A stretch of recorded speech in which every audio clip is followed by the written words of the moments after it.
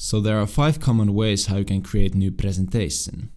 Let's go through them one by one, starting from the option 1, creating a presentation. On the dashboard, click Create a presentation.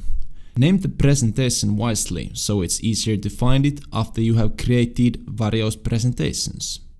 Second option, Import PowerPoints. Click Import PowerPoints on your dashboard and choose the file you wish to import. Here you can select what slides you wish to import from the presentation. Next, choose the import slides as elements or as images.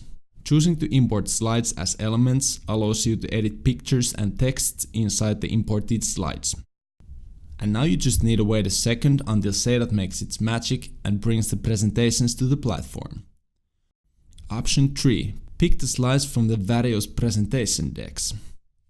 When you have created a presentation, you just need to click Edit Presentation and start adding slides from the slide bank. This option comes very useful when you have already created some presentations, because Seidat's slide bank allows you to copy slides from previously made presentations. Option 4. Templates. Using templates helps you to get started fast and reduces manual work. Also, if you're struggling how to design your slides, these templates can give you also a good inspiration.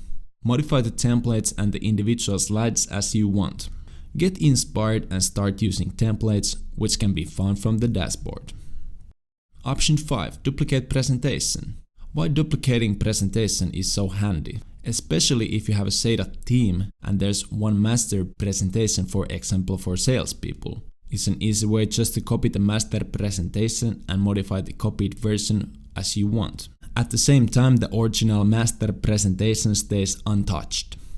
Now you should be able to start creating presentation in the way that suits best for you.